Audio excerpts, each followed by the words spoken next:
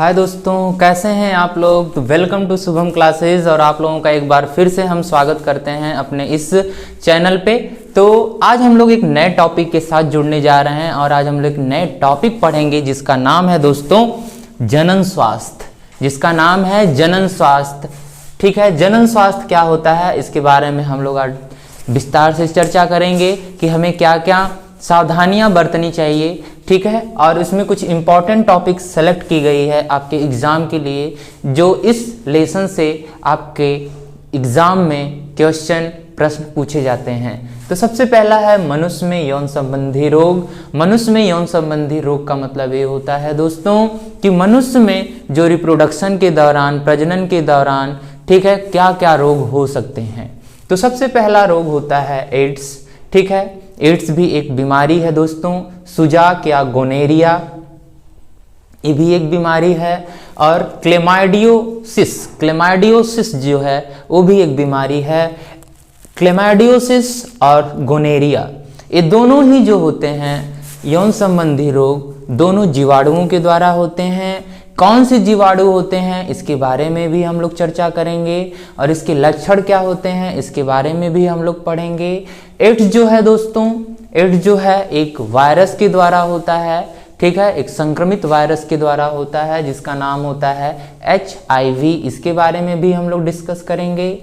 और यहाँ पे आप लोग देख रहे हैं कि STD लिखा है। तो STD का मतलब क्या होता है? Sexual transmitted disease. Sexual transmitted disease. Sexual transmitted disease का मतलब ये होता है कि जब हम लोग किसी के साथ मीटिंग करते हैं, सेक्सुअलिटी रिलेशन बनाते हैं, तो इनके थ्रू क्या होता है? ट्रांसमिटेड। ट्रांसमिट का मतलब जाना या आ जाना, डिजीज। ठीक है, इनके अंदर जो डिजीज रहती है वो क्या आ जाती है? हमारे अंदर आ जाती है। तो ऐसे बीमारियों को बोलते हैं सेक्सुअल ट्रांसमिटेड डिजीज बोला जाता है दोस्तों।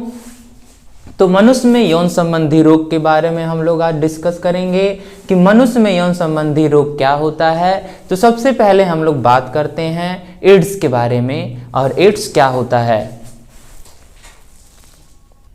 तो हम लोग एड्स के बारे में बात कर रहे थे कि एड्स क्या होता है, कैसे होता है और कब होता है, इसके बारे में हम लोग डिस्कस करेंगे दोस्तों। तो यहाँ पे आप लोग डायग्राम देख रहे हैं कि ये जो डायग्राम है ये किस चीज का डायग्राम है? हमारे HIV वायरस का डायग्राम है। किसका डायग्राम है? HIV virus. HIV वायरस क्या होता है? जिसके द्वारा एड्स क्या होता है? एड्स जो बीमारी है जिसके द्वारा फैलती है। तो एड्स क्या होता है?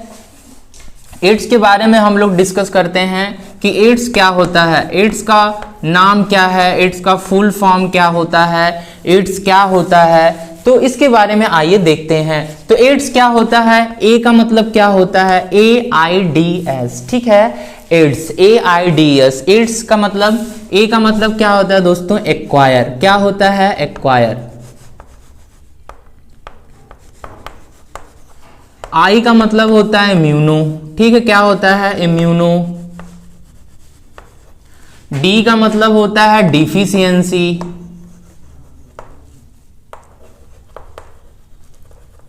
और एस का मतलब होता है syndrome.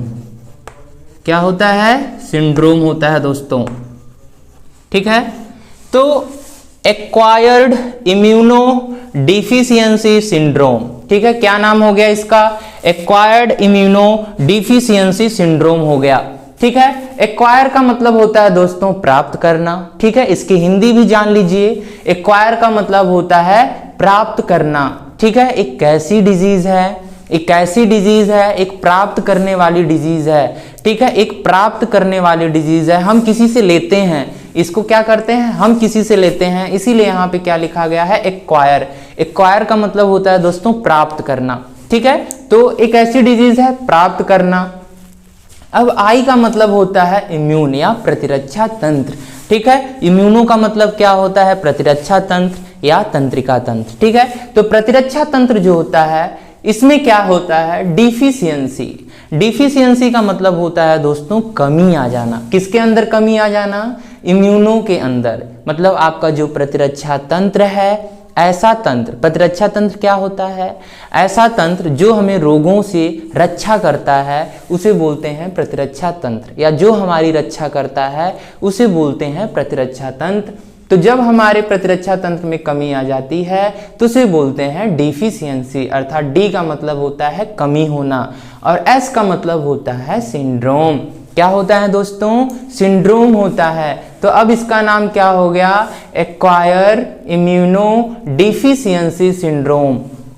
Acquire immuno deficiency syndrome का मतलब ये हो गया कि ये क्या है? एक प्राप्त करने वाली बीमारी है, एक एपिडेमिक बीमारी है। एक कैसी बीमारी है? एपिडेमिक और पैनाडेमिक बीमारी है। कैसी बीमारी है? एपिडेमिक या पैनाडेमिक। एपिडेमिक पैनाडेमिक का मतलब होता है दोस्तों व्यापार करना। क्या करना? व्यापार करना। ठीक है, एक कैसी बीमारी होती है? व्यापार करने वाली क्या है? एक बीमारी है। व्यापार करने का मतलब क्या होता है दोस्तों? व्यापार करने का मतलब ये होता है कि कुछ वोमेन्स या कुछ फीमेल्स जो होती हैं वह अपने बॉडी का क्या करती हैं? व्यापार करती हैं, अपने शरीर का जो होता है व्यापार करती हैं। तो इसीलिए इसे बोला गया है पैनाडेमिक और एपिडेमिक डिजीज। क्या बोला गया है? अब तो समझ में आया ना कि इसे व्यापार क्यों बोला जाता है। व्यापार करने का मतलब जैसे हम किसी भी चीज़ का व्यापार करते हैं तो कुछ जो लेडीज होती हैं या फीमेल जो होती हैं वो अपने शरीर का व्यापार करती हैं, तो इसीलिए इसको बोला गया है एक्वायर करना। एक्वायर करने का मतलब प्राप्त करना या खरीदना। ठीक है, प्राप्त करना या खरीदना। जब हम लोग किसी के साथ नाइट शिफ्ट मनाते हैं या किसी के साथ पार्टी करते हैं तो पार्टी में जब हम लोग इसके साथ पार्टी करते हैं तो उस पार्टी के अंतर्गत हमें जो गिफ्ट मिलता है, एक गिफ्ट के रूप में हमें क्या मिलता है? ये बीमारी मिलती है दोस्तों जिसका नाम है एड्स। क्या नाम है? एड्स नाम है। अब सिंड्रोम का मतलब क्या होता है? यहाँ पे बहुत कंफ्यूजन होता है दोस्तों कि एड्स एक सिंड्रोम है कि एक डिजीज है। ठीक है, मैं आपको तीन चीजें यहाँ पे डिफाइन करके बताता हूँ कि तीनों में अंतर क्या है। तो दोस्तों तीनों में अंतर क्या है? देखिए, एक चीज होती है डिजीज। क्या होती है? डिजीज। ठीक है, डिजीज का मतलब बीमारी। और दूसरा होता है डिसऑर्डर। क्या होता है? डिसऑर्डर। क्या होता है? डिसऑर्डर। और तीसरा होता है सिंड्रोम। ठीक है दोस्तों, सिंड्रोम। तो डिजीज, डिसऑर्डर और सिंड्रोम, ये तीनों ही चीज क्या है? एक दूसरे से अलग हैं। क्या हैं? एक दूसरे से अलग हैं। तो अब आप लोग सोचते होंगे कि डिजीज क्या होती है। डिजीज जो होती है दोस्तों एक स्पेसिफिक डिजीज होती है, पर्टिकुलर। पर्टिकुलर का मतलब कोई एक, जैसे कैंसर, डायबिटीज मतलब मधुमेह, शुगर जिसको बोलते हैं।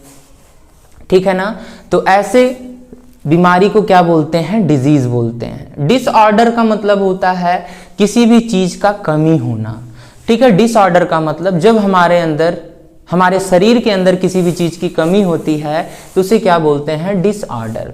जैसे बौनापन। ठीक है, कोई बच्चा क्या होता है? जन्म से बौना होता है, बढ़ता ही नहीं है। तो इसके अंदर किस चीज की कमी है दोस्तों? ग्रोथ हार्मोन की कमी है। ठीक है, इसके अंदर किस चीज की कमी है? ग्रोथ हार्मोन की कमी है। तो ये क्या हो जाएगा? डिसऑर्डर में आ जाएगा। तो जो कमी के कारण होता है हमारे अंदर उसको क्या बोलते हैं? Disorder. Night blindness. Night blindness का मतलब होता है रतौंधी। ठीक है, जिसके अंदर विटामिन ए की कमी रहती है उसे क्या बोलते हैं? रतौंधी बोलते हैं। तो क्या हो जाएगा? एक इसके अंतर्गत आएगा, डिजीज के अंतर्गत आएगा, डिसऑर्डर के अंतर्गत आएगा। ठीक है, तो डिजीज और डिसऑर्डर में तो कंफ्यूजन नहीं ना। अब हम लोग बात करते सिंड्रोम के बारे में।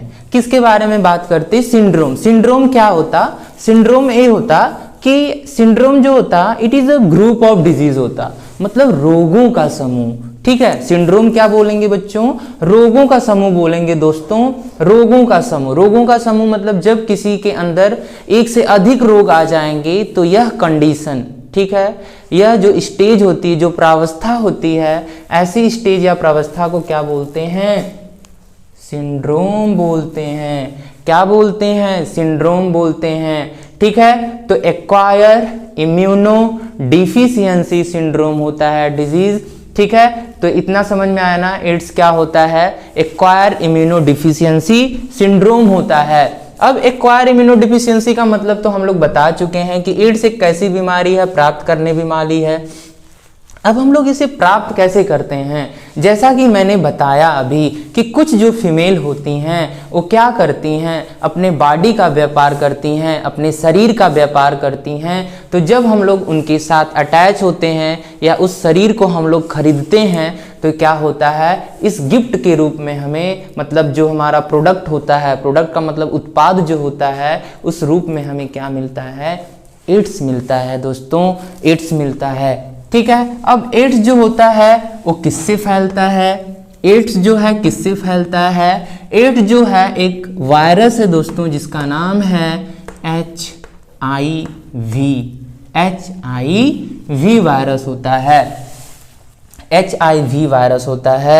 HIV का जो फुल फॉर्म होता है दोस्तों, मतलब पूरा नाम जो होता है, ह्यूमन इम्यूनो डिफिशियंसी वायरस होता है।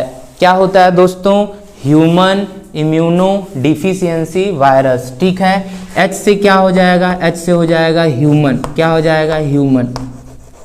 ठीक है, ह्यूमन मतलब मानव, ह्यूमन का मतलब मानव, इम्यून का मतलब इम्यून सिस्टम, ह्यूमन इम्यूनो। ठीक है, और यहाँ पे डिफिशियंसी अपने से जोड़ा जाएगा और V से क्या हो जाएगा, वायरस हो जाएगा, क्या हो जाएगा, वायरस। तो ह्यूमन इम्यूनो डिफिशियंसी वायरस क्या हो जाएगा, डिफिशियंसी वायरस। ठीक है, तो ह्यूमन इम्यूनो डिफिशियंसी वायरस। ठीक है, ये चीज याद रखिएगा आप लोग, इसका नाम 1 नंबर में, 1 नंबर का जो क्वेश्चन होता है आप लोगों के एग्जाम में, ये क्या होता है, पूछा जाता है। ठीक है, क्या होता है, पूछा जाता है कि HIV का पूरा नाम लिख दीजिए भैया, HIV का पूरा नाम बता दो भैया क्या होता है। तो HIV का पूरा नाम जो होता है ह्यूमन इम्यूनो डिफिशियंसी वायरस होता है। डिफिशियंसी अगर नहीं लगाएंगे दोस्तों तो गलत हो जाएगा, ये याद रखना, ऐसे मत लिख देना कि ह्यूमन इम्यूनो वायरस। ठीक है, human immuno deficiency virus. Deficiency का मतलब मैंने बताया दोस्तों कि कमी होना। ठीक है ना, डिफिशियंसी का मतलब किसी भी चीज़ का कमी होना, और हमारे अंदर किस चीज़ की कमी हो रही है, इम्यून सिस्टम की कमी हो रही है दोस्तों। इम्यून सिस्टम का मतलब जो हमारे शरीर की आर्मी सेना होती है, जो हमारे शरीर की क्या होती है, आर्मी सेना होती है। जैसे हमारे कंट्रीज़ में आर्मी सेना होती हैं, हमारे देश में आर्मी सेना होती हैं, तो वह हमारी किससे रक्षा करती हैं, हमारे दुश्मनों से रक्षा करती हैं।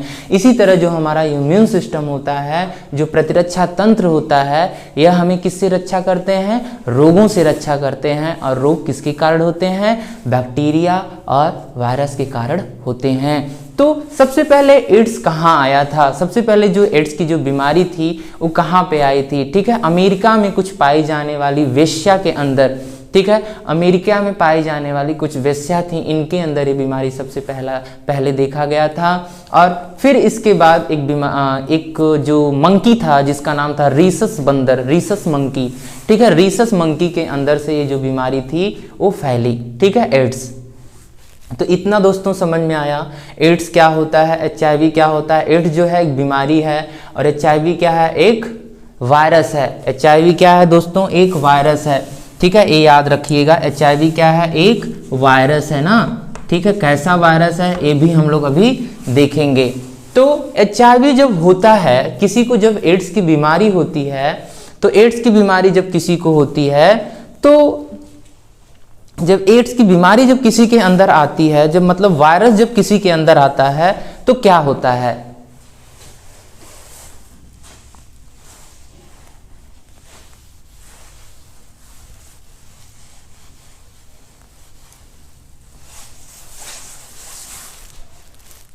जब एड्स किसी के अंदर आता है दोस्तों, ठीक है, एड्स आ गया।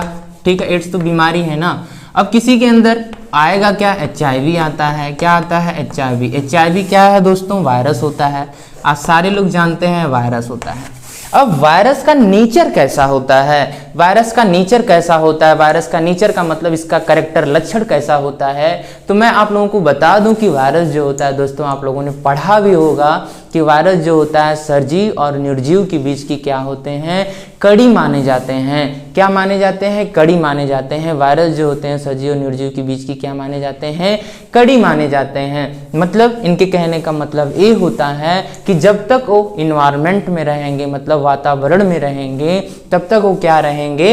निर्जीव रहेंगे। क्या रहेंगे? निर्जीव रहेंगे। मतलब न इनके पास जान रहेगा ना कुछ होगा। जैसे मृत्यु होते हैं ना, जैसे टेबल हो गया, चेयर हो गया, तो ये सब क्या है? नॉन लिविंग है, मतलब निर्जीव हैं।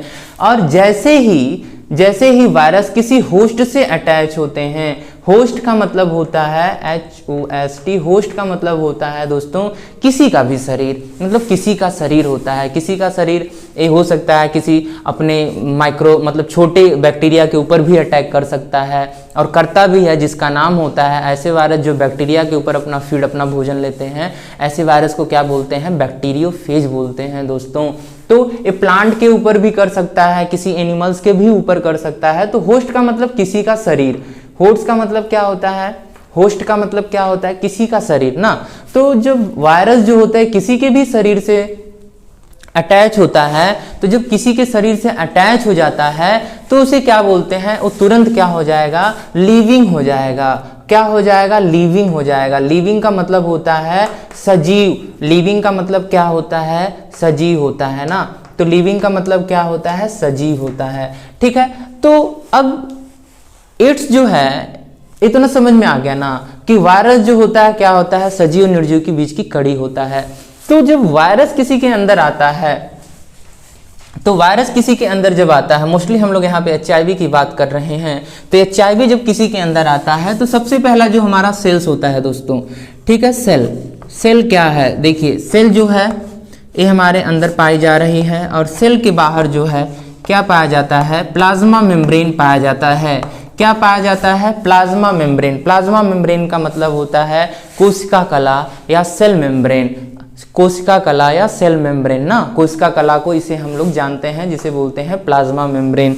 तो प्लाज्मा मेम्ब्रेन जब HIV, ठीक है, ये हमारा वायरस हो गया, ठीक है, ये वायरस है। जब वायरस हमारे अंदर आता है तो हमारी सेल्स का एक बाहर एक वॉचमैन बैठा रहता है, एक वॉचमैन बैठा रहता है, एक द्वारपाल बैठा रहता है, ठीक है, जिसका नाम होता है प्लाज्मा मेम्ब्रेन। वॉचमैन, द्वारपाल का मतलब पहरेदारी करने वाला, ठीक है, तो उसका नाम क्या होता है? प्लाज्मा मेम्ब्रेन होता है दोस्तों। तो प्लाज्मा मेम्ब्रेन का काम क्या होता है? प्लाज्मा मेम्ब्रेन का काम ये होता है कि किसको अंदर आना है, किसको बाहर जाना है, ये सारी चीजें देख रेख करता है। जैसे एक गेट का, किसी भी गेट का, आप कभी होटल में जाते हैं, किसी फंक्शन में जाते हैं, तो यहाँ पे लोग वॉचमैन रहते हैं। वॉचमैन क्या करते हैं? गेट खोलते हैं और बंद करते हैं। तो इसी तरह जो प्लाज्मा मेम्ब्रेन होता है वो gatekeeper of the cell होता है, मतलब सेल का क्या होता है? द्वारपाल होता है या वॉचमैन होता है। तो जब वायरस हमारे अंदर आता है दोस्तों, तो ये इच्छाधारी होता है।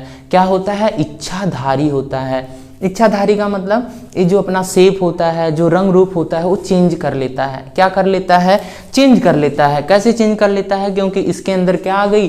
अब जान आ गई। जान आने का मतलब वो सजीव हो गया ना। तो जब सजीव हो गया तो ये क्या हो जाएगा? अपना रूप चेंज कर लेगा। रूप चेंज करने का मतलब हो सकता है कि जो हमारे सेल्स के अंदर, जो हमारा कोशिका द्रव्य है, कोशिका के अंदर जो पाए जाने वाले जो कोशिकांग होते हैं, mitochondria, Golgi, endoplasmic reticulum, ribosome, ये किसी का भी रूप पकड़ लेता है।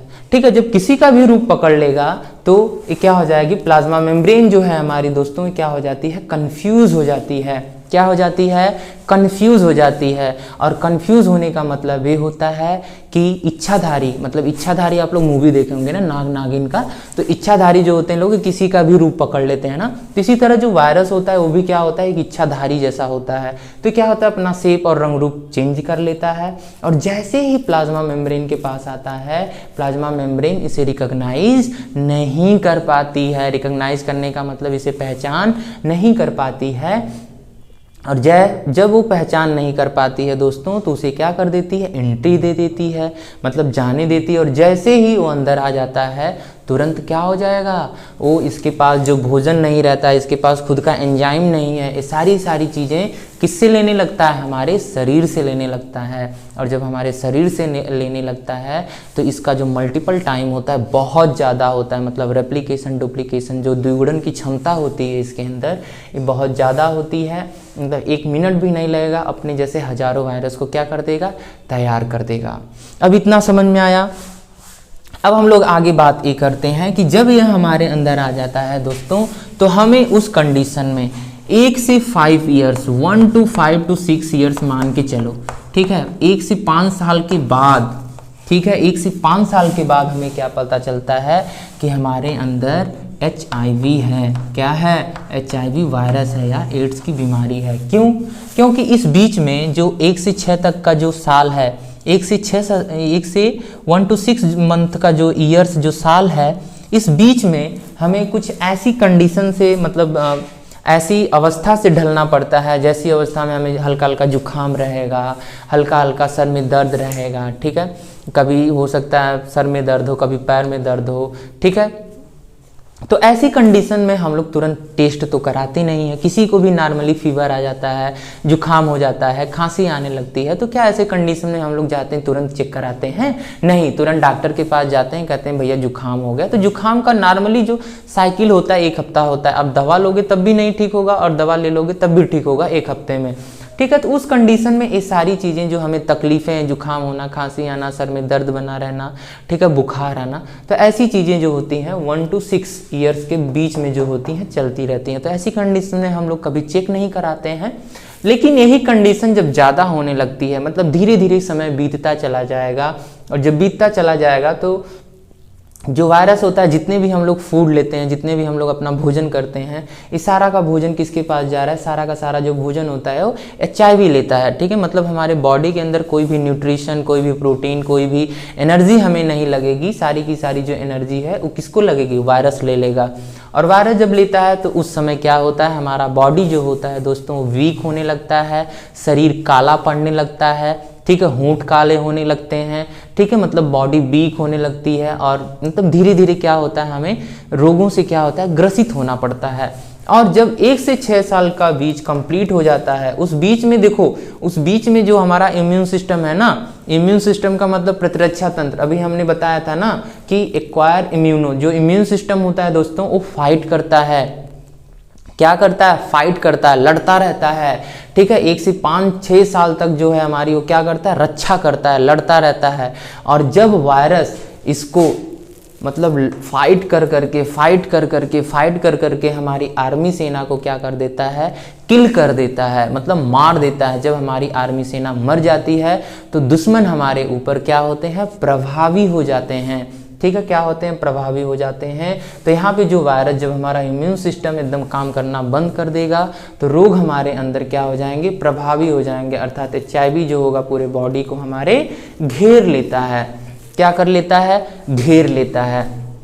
और जब HIV हमारे बॉडी को घेर लेता है तब हमें क्या पता चलता है, और तब जाके हम लोग डॉक्टर सलाह देते हैं कि आप लोग टेस्ट कराइए। और जब हम लोग टेस्ट कराते हैं दोस्तों तब हमें पता चलता है कि हमारे अंदर क्या है, HIV है, और ये पर्सन किस चीज़ से बीमार है, एड्स से बीमार है। इसके लिए एक टेस्ट किया जाता है दोस्तों, उस टेस्ट का नाम है एलाइजा, ठीक है, ELISA, एलाइजा, ठीक है। एलाइजा एक टेस्ट होता है जो एड्स के लिए क्या किया जाता है, टेस्ट किया जाता है ना, ठीक है। जैसे टाइफाइड के लिए हम लोग विडॉल टेस्ट करते हैं, इसी तरह एलाइजा एड्स के लिए क्या होता है, एलाइजा टेस्ट किया जाता है, ठीक है। इतना चीज़ समझ में आया दोस्तों। अब ये जो है इसका प्रिकॉशन क्या है, प्रिकॉशन का मतलब इसको कैसे रोका जाता है या कैसे हम लोग इससे बचाव कर सकते हैं। तो इससे जानने से पहले हम लोग थोड़ा सा HIV वायरस के बारे में जान लेते हैं क्या होता है। तो आइए देखते हैं HIV वायरस। HIV वायरस जो होता है दोस्तों कुछ ऐसा स्ट्रक्चर होता है इसका, ठीक है। HIV वायरस का कुछ ऐसा स्ट्रक्चर होता है, ये बीच वाला जो पोर्शन होता है, बीच वाला जो पोर्शन होता है वो कैप्सिड होता है। कैप्सिड का मतलब कैप्सूल, कैप्सूल का मतलब जो चारों तरफ से लेयर होती, खोल। कैप्सिड का मतलब खोल होता है, खोल, ठीक है। जैसे जैकेट, हम लोग ठंडी में जैकेट पहनते हैं, तो इसी तरह कैप्सिड का मतलब खोल या जैकेट, ठीक है। तो खोल जो होती है, ये वायरस जो होता है हमारा, इसके अंदर हमारा जेनेटिक मटेरियल होता है। क्या होता है? जेनेटिक मटेरियल होता है। It is a very very important point है दोस्तों, आपके कॉम्पिटिटिव एग्जाम में अक्सर पूछा जाता है, क्वेश्चन बहुत ही इंपॉर्टेंट है। जो क्वेश्चन बनते हैं ये लॉन्ग आंसर से ही शॉर्ट आंसर बनते हैं दोस्तों, ये याद रखिएगा। तो ये क्वेश्चन पूछा जा सकता है कि जो वायरस होता है, जो HIV का जो वायरस होता है, उसका आनुवंशिक पदार्थ क्या होता है, या जेनेटिक मटेरियल क्या होता है। तो आनुवंशिक पदार्थ और इसका जेनेटिक मटेरियल जो होता है RNA होता है। लेकिन RNA तो होता है दोस्तों, लेकिन RNA कैसा होता है? सिंगल स्ट्रैंडेड RNA होता है, ये याद रखिएगा। ठीक है, RNA कैसा होता है? सिंगल स्ट्रैंडेड RNA होता है, ये चीज़ याद रखिएगा। और RNA के साथ ही एक एंजाइम जुड़ा होता है जिसका नाम होता है रिवर्स ट्रांसक्रिप्टेज। ठीक है, it is a very very important point कि रिवर्स ट्रांसक्रिप्टेज क्या होता है, इसके बारे में भी हम लोग बात करते हैं।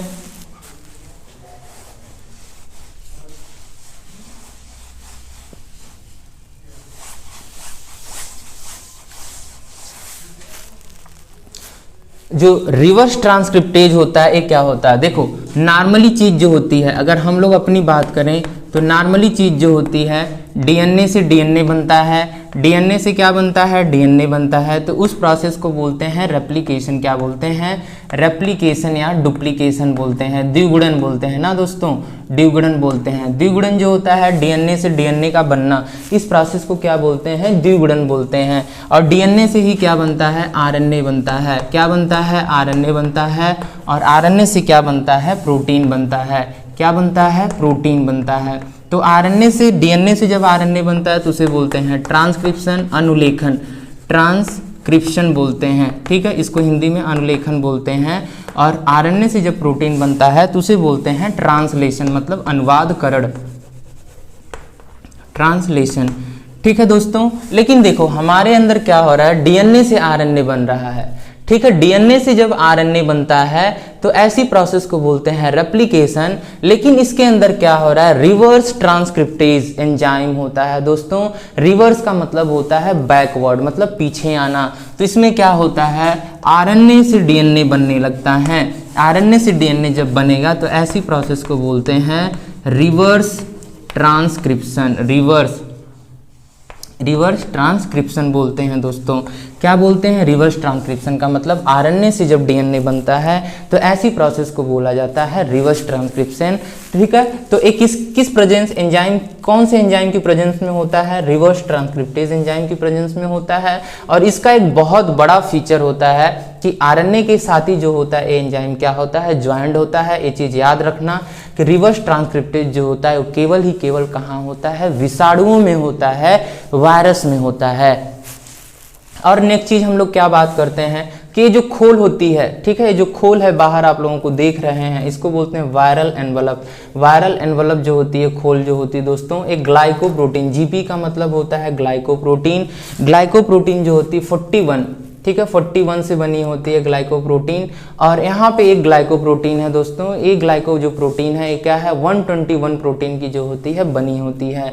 ठीक है, और ये जो नोब लाइक स्ट्रक्चर दिख रहा है ना, ठीक है, ये जो नोब लाइक स्ट्रक्चर है दोस्तों वो भी क्या है? ग्लाइकोप्रोटीन से ही बने हैं। और ये जो नोब लाइक स्ट्रक्चर जो आप लोगों को देख रहे हैं, घुंडी लाइक स्ट्रक्चर, ठीक है, 121 प्रोटीन से मिलके बने होते हैं। और ये जो एनवलप होता है हमारा वो 41 प्रोटीन से मिलके बने होते हैं। तो इसका एक बहुत बड़ा यूज होता है, ये जो नोब होता है HIV का एक बहुत बड़ा यूज होता है, मतलब इसका फीचर होता है। फीचर क्या होता है? फीचर ये होता है दोस्तों कि ये क्या करता है हमारी सेल से, ठीक है, T4 लिम्फोसाइट याद रखिएगा।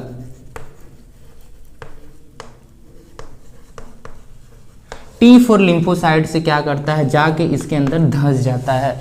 क्या करता है? T4 लिम्फोसाइट जो सेल होती है हमारे अंदर, वो क्या होता है? इसके अंदर जाके धंस जाता है, मतलब ये धंसने का काम करता है। हमारे बॉडी के अंदर क्या करता है? धंसने, जैसे हैंगर होता है हमारे घर में, या कपड़ा टांगने वाला जो हैंगर होता है, इसके अंदर कपड़ा टांग देते हैं, कपड़ा पड़ा रहता है। तो इसी तरह जो नोब होता है वो सेल के अंदर क्या करता है? धंसा देता है।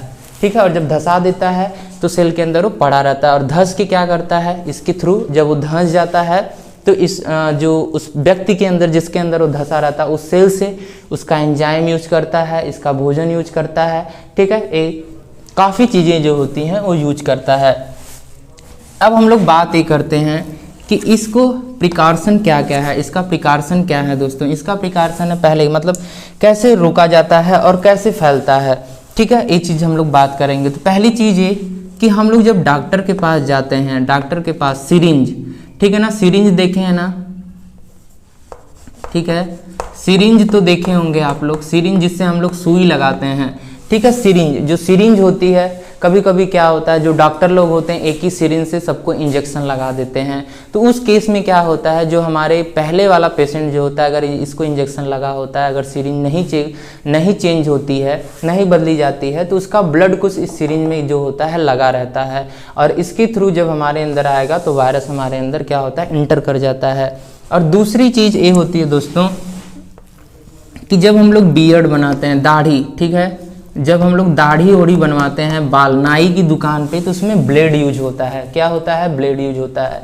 तो कभी कभी जब हम लोग जल्दी में रहते हैं तो बिना ब्लेड चेंज कराए ही क्या करते हैं, कहते हैं भैया जल्दी से बना दीजिए, लेकिन ऐसा नहीं करना चाहिए क्योंकि हो सकता है वो किसी और का जब दाढ़ी बाल बनाते हैं तो इनका भी ब्लड जो है इस क्या है ब्लेड में लगा रह जाता है। और मैंने बताया कि वायरस जो होता है लिविंग और नॉन लिविंग होता है, जैसे ही आपके बॉडी के अंदर अटैच होता है वो आपके अंदर चला जाएगा, ठीक है। और दूसरा चीज़ होता है, तीसरी चीज़ जो होती है यौन संबंध। क्या होती है, यौन संबंध, ठीक है। यौन संबंध में क्या होता है दोस्तों, जब हम लोग किसी के साथ संबंध बनाते हैं, एक से अधिक पर्सन के साथ या एक से अधिक व्यक्ति के साथ जब हम लोग किसी के साथ संबंध बनाते हैं, तो जो वेजाइनल फ्लूइड होते हैं, जो स्पर्म होते हैं, हमारे जो शुक्राणु और जो फीमेल का जो वेजाइनल ट्रैक्ट होता है, इसके अंदर जो होता है HIV वायरस जो होता है पाया जाता है। जब एक से अधिक हम लोग किसी के साथ संबंध बनाते हैं, सेक्सुअलिटी जब हम लोग रखते हैं, तो ऐसी कंडीशन में जो HIV होते हैं हमारे अंदर क्या होते हैं,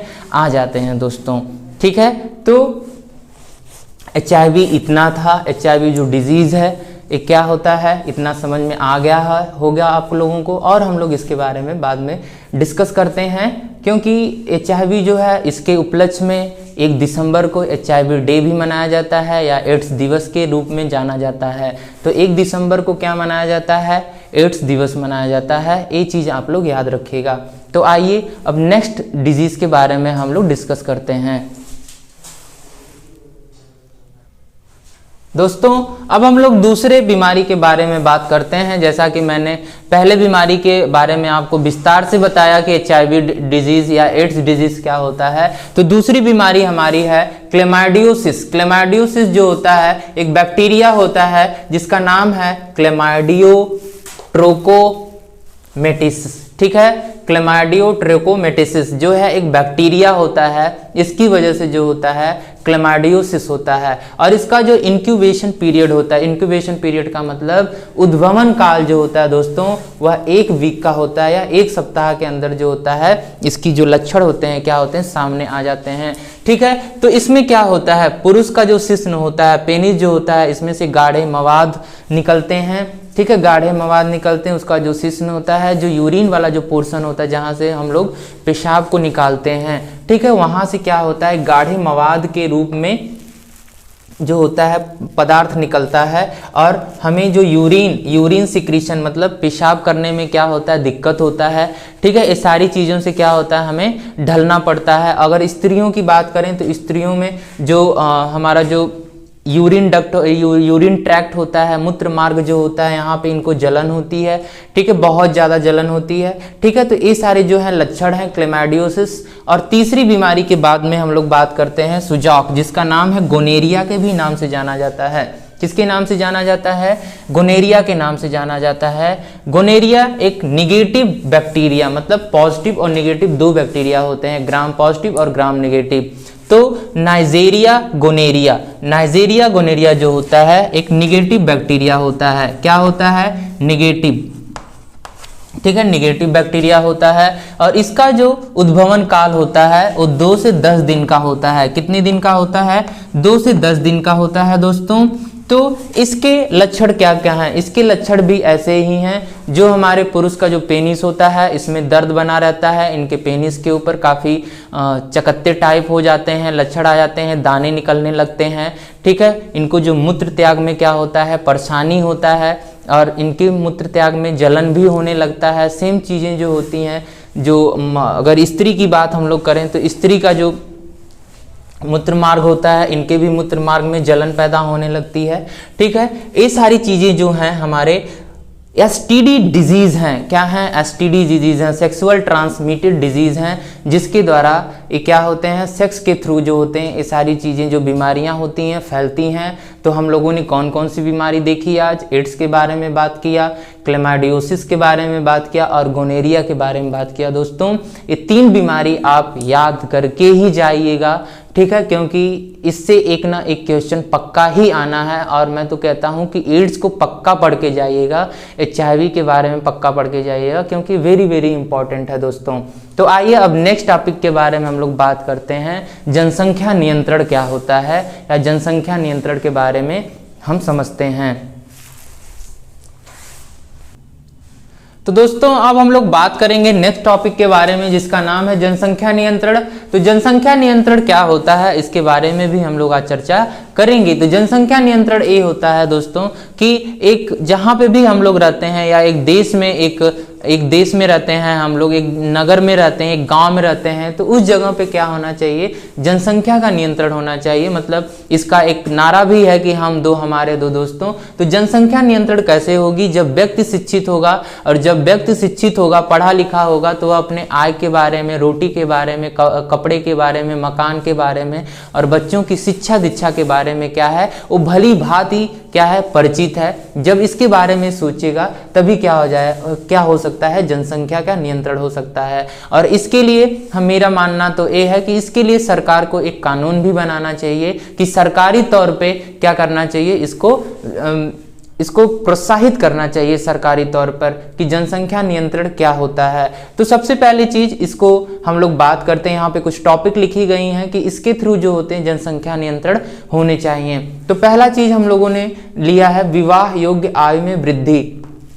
तो दोस्तों क्या होता है, पहले के ज़माने में क्या होता है, कहीं कहीं पे अभी भी ये देखा जाता है कि जो मेल और फीमेल, गर्ल्स और बॉय की जो एज होती है शादी के लिए, क्या इसके लिए डिसाइड होनी चाहिए कि हाँ गर्ल्स की जो मैरिज होती है, जो शादी या जो विवाह होता है, ये इतनी एज पे होना चाहिए। पहले के लोग क्या करते थे, बचपन में ही इनकी शादियाँ कर देते थे, और बचपन में जब शादियाँ हो जाती थी, विवाह हो जाता था, तो इसके थ्रू इनको क्या बहुत दिक्कत परेशानी झेलनी पड़ती थी। तो इसके लिए एक एज निर्धारित करनी चाहिए, एक आयु निर्धारित करनी चाहिए। आज के समय में क्या है, आज के समय जो पिछले समय था उस समय क्या था 18-21, इसको बढ़ा के कम से कम 23-24 करनी चाहिए, ठीक है। तो विवाह योग्य आयु में जो वृद्धि होती है वो कितनी होनी चाहिए, 22 से 23 या 24-25 साल होनी चाहिए, कम से कम इतनी होनी चाहिए।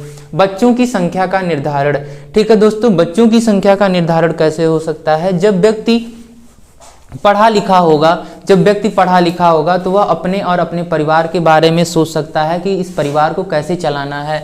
तो बच्चों की संख्या का निर्धारण भी इसी प्रकार हो सकता है कि अपने परिवार को कैसे चलाना है।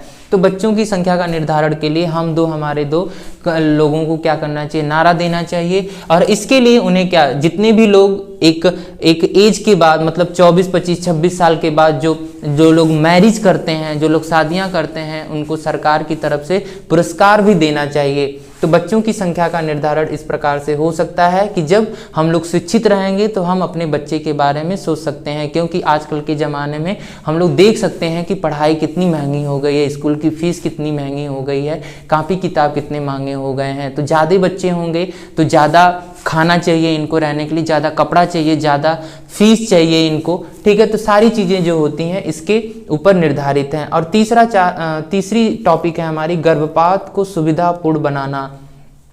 इसका मतलब ये होता है दोस्तों कि जो हमारा प्रेगनेंसी होता है, जो गर्भपात होता है, उसको क्या होता है, ऐच्छिक, ऐच्छिक का मतलब इच्छा अनुसार सुविधापूर्ण बनाना। लेकिन पहले के जो लोग हैं, जो पहले के लोगों की सोच है, जो थॉट्स है इनकी क्या है, बहुत ही गंदी विचार है कि ये लोग क्या करते थे, अगर किसी को जान जाते थे कि इसकी जो आने वाली जो जनरेशन है, जो पीढ़ी है, जो बेबी होने वाला है वो क्या है, बच्ची है, तो इसको क्या करा देते थे, एबॉर्शन करवा देते थे या इस बच्ची को टर्मिनेट करवा देते थे। लेकिन ऐसा नहीं होना चाहिए। गर्भपात को सुविधापूर्ण बनाना अर्थात अपनी इच्छा अनुसार बच्चे को क्या करना, लाना।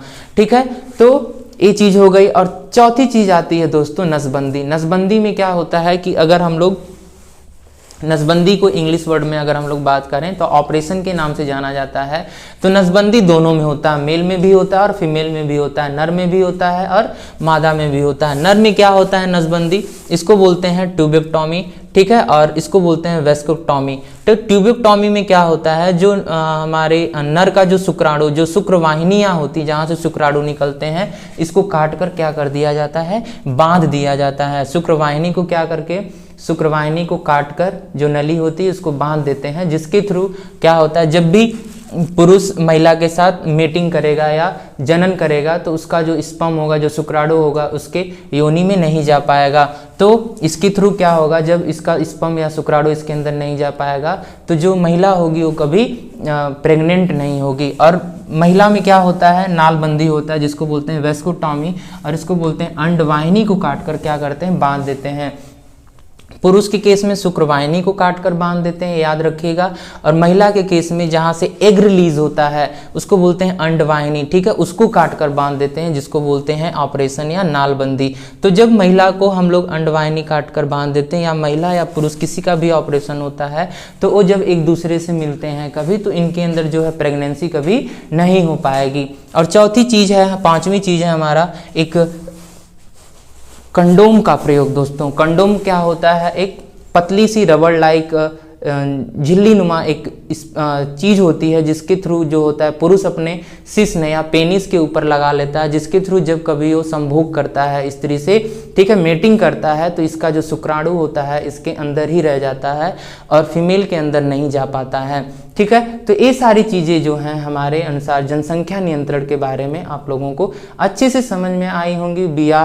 विवाह योग्य आयु में वृद्धि, बच्चों की संख्या का निर्धारण, गर्भपात को सुविधापूर्ण बनाना, नसबंदी और कंडोम का प्रयोग। तो दोस्तों आज का वीडियो कैसा लगा प्लीज़ हमें बताइएगा और इसको लाइक करिएगा। और हमें उम्मीद है कि ये जो टॉपिक मैंने बताया, जो सेलेक्ट किया यहाँ पे, आपको एग्ज़ाम में बहुत ही यूज़फुल होगा। अगर ये वीडियो आपको अच्छा लगा तो प्लीज़ अपने दोस्तों को सेंड करें और इस चैनल को सब्सक्राइब करें। Bye bye, good luck.